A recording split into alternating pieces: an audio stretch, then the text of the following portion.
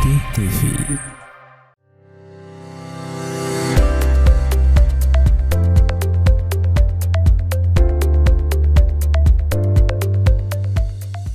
Assalamualaikum warahmatullahi wabarakatuh. Alhamdulillahirrabbilalamin. Wassalatu wassalamu asrafil anbiya'i wal mursalin sayyidina Muhammadin wa ala alihi washabihi ajmain, amma ba'd. Sahabat El Fatih TV, alhamdulillah kita bertemu lagi di hari ini di program Keluarga Sakinah kita ya. Insyaallah kita akan berbincang-bincang dengan tema menarik bersama Ustadz kesayangan kita ya, Ustadz para kesayangan para ibu-ibu ya. Ustadz Ahmad Samudra. Assalamualaikum warahmatullahi wabarakatuh. Waalaikumsalam warahmatullahi wabarakatuh. Masya Allah. Sehat Ustadz? Alhamdulillah. Ya, ini lama-lama nggak diupload video tak. Ada banyak yang cari. Masya Allah. Terutama ibu-ibu. Nah, Iya. tema yang hari ini kita bahas dan ini insya Allah akan sangat memberikan banyak pelajaran dan hikmah, itu tentang jika suami tidak sayang lagi, Ustaz. Oh. Ini banyak permintaan soal ini. Jika suami tidak sayang. Nah, ada hal yang harus kita bedah, Ustaz ya. Iya. Misalnya kalau menikah di awal-awal biasanya itu masih romantis. Ya, 1-2 bulan, 3 bulan. Itu kan kisah cintanya itu kayak Romeo and Juliet Ki. Tidak mau terpisahkan. Tapi pelan-pelan itu beriring dengan waktu, suami pun berubah. Kira-kira apa yang membuat perubahan terjadi di sudut pandang suami, Ustaz? Ya, jadi kan dari awal dulu ya. Iya, dari awal. Jadi awal pernikahan itu beda-beda setiap pasangan. Ada yang memang di awal pernikahan saling mencintai. Ada di awal pernikahan sebenarnya tidak saling mencintai. Jadi mereka memang dijodohkan. Dijodohkan ya. Dijodohkan. Jadi kalau yang dijodohkan memang dari awal sudah tidak ada rasa cinta. Jadi cinta itu tidak berkurang tapi memang tidak ada dan tidak bisa tumbuh. Tidak ada dan tidak bisa tumbuh. Okay. Iya, jadi tidak ada sesuatu yang bisa menumbuhkan cinta itu. Akhirnya lama-lama tentu keluarga ini tidak bisa bertahan lama. Namun yang menjadi pertanyaan, yang dari awal saling mencintai, kemudian tiba-tiba berubah pelan-pelan. Cinta itu pelan-pelan pudar ya. Pudar. Akhirnya lama-lama kemudian hilang. Nah, ini tentu menjadi pertanyaan besar bagi kita, kenapa bisa ada suami seperti itu? Apa kira-kira persoalannya sehingga seorang suami tidak lagi cinta kepada istrinya? Tentu faktor itu banyak. Ya. Kalau kita survei di tengah-tengah masyarakat, kenapa sih bapak ini tidak cinta lagi sama istri? Ya, mungkin jawabannya beragam. Ya, beragam. Ada yang karena mungkin di awal dia nikah itu karena istrinya cantik, melihat fisik ya. Dia melihat fisik. Okay. Nah, sehingga ketika istrinya sudah tidak cantik lagi, dia sudah tidak cinta juga. Ada perubahan melahirkan 1, 2, 3 anak. Fisik, perubahan fisik terjadi. Ya, kemudian ada juga yang menikah karena harta. Harta. Ya, dia menganggap istrinya ini kaya kan, mungkin tampilan istrinya waktu masih muda, barang-barang branded, ya makannya di mana kan, rekreasinya di mana, shoppingnya di mana kan, minum kopinya di mana. Nah, itu dia lihat, ternyata semua itu pakai kredit card ya. Pas nikah ternyata utang istrinya itu banyak yang harus suami yang talani ya. Akhirnya lama-lama tidak cinta juga. Jadi pemicunya banyak ya, bisa karena awalnya karena cantik kemudian berubah, awalnya dikira calon istrinya itu kaya ternyata tidak ya, atau ada juga karena perubahan perilaku ya, perubahan perilaku istri. Istri awalnya begitu lembut, begitu penurut ya, tiba-tiba kok menjadi kasar ya, dan tidak menurut sama suami. Kalau istilahnya Makassarnya koro-koro. Bukan koro-korona ya. Koro-koro. Dan itu paling banyak saya dengar itu. Jadi banyak istilah begitu. Jadi perempuan itu ketika sudah menikah kok berubah sensitif tadi. Iya, dari awalnya seperti kucing yang lucu, tiba-tiba jadi singa. Ada. Kalau lo nama teriak. Itu kata mereka. Kalau kita di rumah aman kan. Ya, jadi pemicunya banyak, ya pemicunya seperti itu. Yang lain juga mungkin karena suami punya punya istri lain atau punya simpanan. simpanan. Bukan di bank tadi ya? Bukan di bank. Atau bisa saja di bank. Tellernya atau CS-nya ya. Aduh, ya, jadi bisa saja juga suami tidak cinta lagi sama istrinya karena punya istri baru atau punya simpanan yang lebih cantik, yang lebih menarik menurut dia. Ya, sehingga cintanya itu beralih dari yang pertama ke yang kedua. Dan itu tidak dikasih tahu istri yang pertamanya. Ya biasanya kalau seperti itu tidak dikasih tahu. Karena ada lebih baik minta maaf daripada minta izin. Ini prinsipnya Bapak ini. Nah, tapi Ustaz, kira-kira Ustaz, kalau perempuan ini melihat tanda-tanda itu, apa yang kira-kira, atau si istri melihat tanda-tanda itu, apa kira-kira yang harus dilakukan? Apakah tambah responsif marahnya kah? Bilang, kau tidak sensitif kok, dan jaga perasaanku. Itu paling banyak. Terus ada lagi yang menganggap bahwa suamiku tidak peka nih, gitu. Nah, apa yang harus dilihat, harus diperbaikilah dalam artian seperti itu? Ya, jadi sebenarnya kan istri itu peka ya. Dia bisa merasakan perubahan sikap, perubahan perilaku suami. Dia bisa merasakan. Makanya misalnya suami yang awalnya itu kalau mau keluar rumah tidak pakai minyak rambut, tidak nyisir rambut. Ini kok 1 minggu terakhir setiap mau keluar bawa parfum ya. Nyisir pakai minyak rambut ya. Ini ada perubahan. Maka istri itu bisa mengetahui, bisa merasakan. Yang paling parah kalau pas pergi pakai baju kaos, pulang kok pakai baju batik. Padahal waktu pergi enggak bawa baju cadangan. Ini pakai baju di ambil baju di mana kan? Iya. Jadi sebenarnya istri itu bisa merasakan perubahan. Itu mau Avantan. Itu memang secara insting ilmiahnya perempuan. Bisa dikatakan begitu kan? Kalau dibilang insting sebenarnya iya, insting yang terbentuk dari kebiasaan. Itu kan hidup bersama kan orang mengetahui perilaku pasangan kan, begitu juga istri. Nah, sehingga istri itu tahu sebenarnya perubahan perilaku. Nah, tapi ada juga istri yang mungkin cuek, ya dikira perubahan sikap suami ini biasa saja, mungkin moodnya yang lagi tidak enak, ya, masih memaklumi waktu itu. Iya, masih memaklumi. Sehingga lama-lama kok tiba-tiba suami itu menghilang, menghilang, ya, hanya cintanya juga menghilang. Maka tentu istri juga perlu tahu, ya, gejala atau tanda-tanda suami itu cintanya mulai pudar. Iya. Dan itu harus diantisipasi tadinya.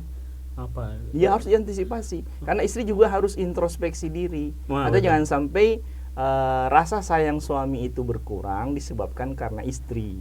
Ya, pelayanan istri yang kurang, ya, kemudian sikap istri kepada suami yang kurang bagus, ya, seperti itu. Atau sikap istri mungkin ke orang tua suami juga yang kurang bagus, ya. Itu juga bisa. Itu kan kita mendengar bagaimana seorang tokoh, ya, nasional itu menceraikan istrinya karena sikap istrinya ini yang kurang bagus ke mertuanya, ya, ke orang tua suaminya. Jadi itu juga fakta yang tidak bisa diabaikan, ya, seperti itu. Sehingga istri harus tahu, ya, apa sih sebenarnya yang membuat tiba-tiba suaminya itu berubah. Jadi kalau suami berubah, jangan langsung salahkan suami. Cek dulu pada diri. Nah, kalau ternyata istri tidak tahu, apa salah saya ini, kan? Jadi dia nanya ke suami. Harus nanya, bang, ya, panggil abang atau kalau Sul panggil apa? Abi. Dibuka ya kan? Ya Abi. Atau ayang. Ayah kenapa tiba-tiba sifatnya berubah, sikapnya berubah? Itu harus ada pertanyaan seperti itu supaya istri juga paham apa kekurangannya, apa kekeliruannya, ya, apa kesalahannya. Berarti tetap harus ada komunikasi yang baik antara itu. Kalau itu mutlak. Ya. Tapi adakah cara, misalnya misalnya suami ini pintar sekali, walaupun sudah kerasa tidak sayang, tapi pintar sekali menutup-nutupi, tetapi mungkin barangkali ada ucapan sayang-sayangnya. Kalau itu sebenarnya masih sayang. Cuma sayangnya sudah terbagi. Tapi dia tidak ingin ketahuan kalau rasa sayangnya itu terbagi. Jadi kalau itu masih sayang, ya. Jadi tidak cinta itu tidak bisa ditutupi, ya. Pura-pura cinta itu susah kalau dalam keluarga, ya, dalam rumah tangga. Kalau pura-pura cinta. Ya jelas kalau faktanya seperti itu, modelnya seperti itu contoh kalau suami itu sebenarnya rasa sayangnya sudah terbagi, tapi dia tidak ingin ketahuan kalau ada orang lain yang dia sayang, sehingga perhatian ke istrinya itu ditingkatkan lagi supaya istri tidak curiga. Tapi istri bisa saja juga curiga, perhatian yang berlebihan dari sebelumnya itu juga bisa menarik perhatian. Ini kok tiba-tiba berubah namo kalau gitu ya orang bilang.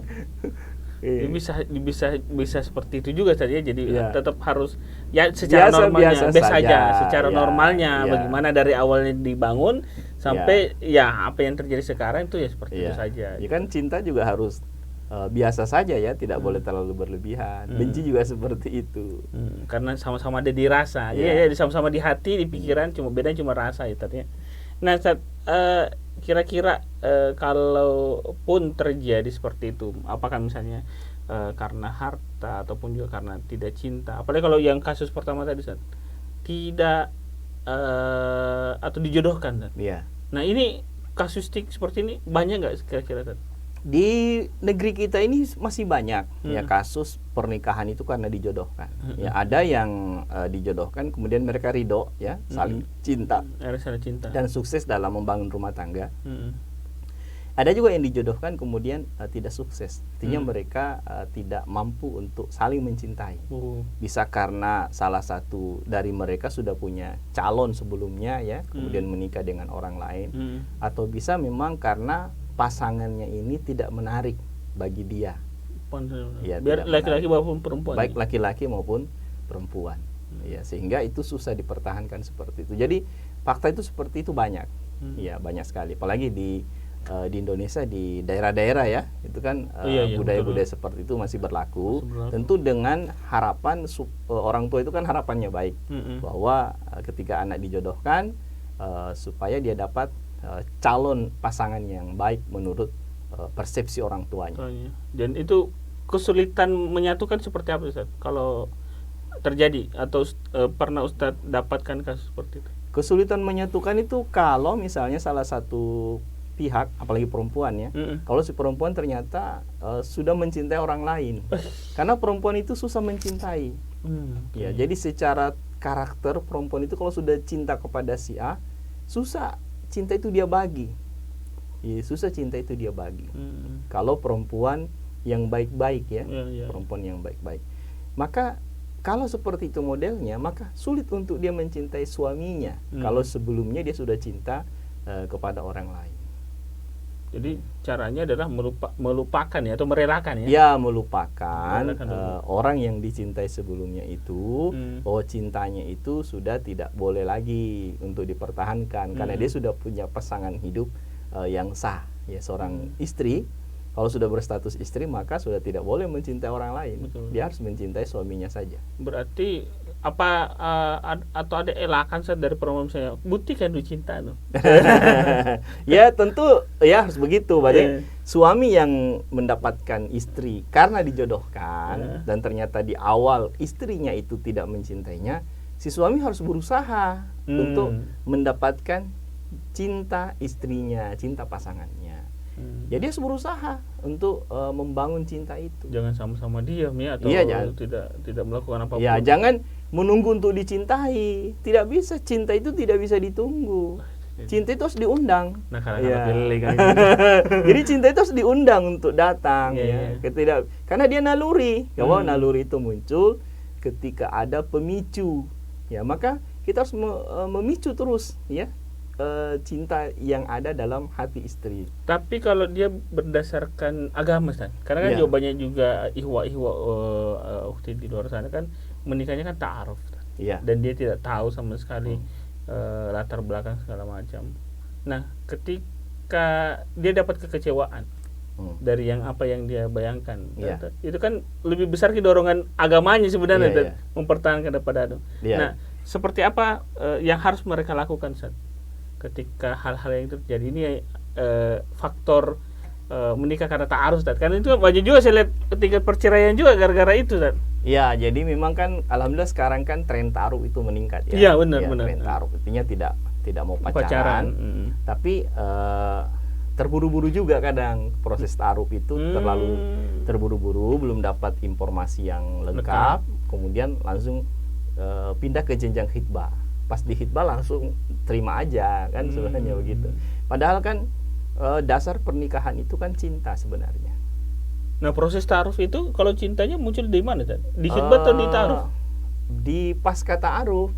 Jadi kan ta'aruf itu berkenalan, ta'aruf berkenalan untuk pernikahan, maka pas proses ta'aruf itu sudah boleh kita mendapatkan informasi yang bersifat pribadi pada calon pasangan.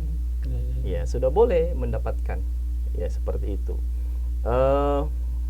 Kalau misalnya si perempuan itu belum punya pasangan, maka boleh kita cari informasi yang sangat privat ya pada diri perempuan itu. Bahkan Umar bin Khattab mengatakan boleh diintip kan? Oh iya benar. Ya, si perempuan itu dengan tujuan untuk dinikahi. Iya, tapi jangan bilang-bilang mau kuku intip nah. Nanti dia bilang intip mah. Itu tidak begitu itu. Beda lagi Ustaz. Beda urusan. Bodohnya ke bawah KUA ini. Iya, jadi kasihan operator Ustaz kalau begitu. Ya, jadi biasanya dalam proses ta'arufnya itu yang informasinya tidak lengkap. Iya. Kemudian atau ekspektasinya terlalu tinggi, bisa saja juga ekspektasi terhadap calon pasangan yang terlalu tinggi kan. Nah, iya. Jadi, berbeda dengan pribadi pasangan yang asli. Iya. Mungkin kan nilai status-status yang diposting paling kan cuma di copy paste kan. Iya betul. Ya ngutip puisi-puisi ya dia upload. Ini calon suamiku kayaknya romantis. Ya romantis. Ternyata kan di copy paste saja. Jadi tidak cukup menilai seseorang dengan postingan-postingannya. Ya, jadi atau pencitraan yang ya, dibangun. makanya harus ada pihak lain yang diminta informasi, orang-orang terdekatnya. Bagaimana sih karakter si A, bagaimana karakter si B. Kalau mereka cocok, ya tentu kan si laki-laki kan yang melamar ya, menghitbah. Kalau si perempuan melihat si laki-laki itu orang baik ya, beriman dan akhlaknya baik, dan dia juga suka, ya diterima saja seperti itu. Tentu di awal cinta di awal itu tidak sebesar cinta setelah menikah. Kalau sudah ada rasa suka ya terima saja. Kalau sudah ada rasa suka lamar saja. Karena setelah pernikahan maka tentu cinta itu akan semakin kuat dan semakin dalam. Yang penting tetap dengan tujuan bahwa kita menikah karena Allah, ya, bukan hanya sekedar fisik atau harta gitu. Iya. Ya cinta ya menikah karena Allah, tapi harus ada daya tarik. Oh, itu dulu saya harus ada daya tarik, karena kalau tidak ada daya tarik tidak bisa hubungan itu langgeng. Iya. Oke, Ustaz. Nah, kira-kira Ustaz, ini pertanyaan terakhir dari diskusi kita. Nah, apa yang atau apa adakah tips-tips Ustaz untuk memelihara cinta suami ini dari hal-hal yang di luar, baik itu internal maupun eksternal, baik dari dirinya sendiri maupun dari pelakor Ustaz, kira-kira. Jadi suami itu kalau istrinya sudah menua, ya, seiring waktu sudah menua, kulit keriput, gigi sudah ompong juga, ya, kemudian tidak cantik lagi, maka yang harus diingat itu adalah kebaikan-kebaikan istri. Jadi kalau pengorbanan istri selama ini. Jadi kalau itu jadinya kalau dia istri semakin menua, kan laki-laki semakin tampan. Jadi memang begitu, laki-laki itu semakin tua ya semakin kelihatan mudanya. Kalau perempuan ya langsung kelihatan tuanya ya. Secara fisik memang begitu. Itu berarti yang kita lihat adalah jasanya. Iya. Maka cinta itu tetap akan tumbuh. Tetap akan tumbuh karena dilihat bagaimana pelayanan istri selama ini ke suami, ya bagaimana perawatan istri terhadap anak-anak, ya bagaimana sikap baik istri terhadap orang tua kita. Itulah yang membuat cinta itu semakin tumbuh dan bertahan. Kalau kemudian yang kedua ada perempuan lain yang mencintai suami, ya maka itu tidak masalah. Yang penting perempuan lain itu belum punya suami. Cinta itu tidak masalah dibagi, yang penting kualitasnya tidak diturunkan. Nah, masalahnya kualitas itu seperti apa? Artinya cintanya kepada istri yang pertama itu tidak berubah. Dia tetap sama. Iya, tetap sama. Iya. Tidak masalah cinta itu dibagi, yang penting kualitasnya tidak berkurang. Nah, karena para sahabat pun juga karena secara agama cinta suami itu boleh dibagi. Nah, itu cinta suami boleh dibagi. Kata kiri. Masalahnya pulang sebentar ini dia cinta boleh dibagi bedeng. Saya bilang bagi gajimu saja. Jadi cinta itu boleh dibagi, yang tidak boleh itu apa tadi? Yang tidak boleh, kualitasnya tidak boleh dikurangi. Kualitasnya tidak boleh dikurangi. Iya. Supaya tetap cinta ini dipelihara sampai kakek nenek. Iya. Tapi ada juga laki-laki yang betul-betul sayang sama istri walaupun satu saja, karena itu barangkali jasa-jasanya ya. Dari perspektif keadilan, satu itu lebih utama karena tidak mungkin tidak adil. Catat, satu lebih utama. Kalau misalnya karena tidak mungkin tidak adil, tapi kalau mampu adil, dua itu dianjurkan. Wah, dua itu dianjurkan. Ya. Ini luar biasa ya. Mudah-mudahan yang nonton program kita di Keluarga Sakinah ini mudah-mudahan bisa memberikan ada ubroh Ustaz ya, mereka dapat. Ya, mudah-mudahan. Ya, insyaallah. Jadi intinya suami itu jangan sampai tidak cinta ke istri hanya karena faktor-faktor fisik, hanya karena faktor-faktor yang sepele. Cintailah istrimu selamanya, kan? Saya nggak bisa berkata-kata karena saking menariknya pembahasan kita, dan lagi-lagi insya Allah ikuti terus program-program kita tentang Keluarga Sakinah, dan insya Allah apapun tema-tema yang akan kita angkat itu akan lebih bermanfaat, baik itu untuk suami maupun untuk istri. Jangan lupa juga di subscribe, like, dan share El-Fatih TV ya, dan tinggalkan komen jika teman-teman ingin berdiskusi ataupun merequest tema-tema tertentu. Terima kasih. Wabillahi taufiq wal hidayah. Assalamualaikum warahmatullahi wabarakatuh. Waalaikumsalam warahmatullahi wabarakatuh.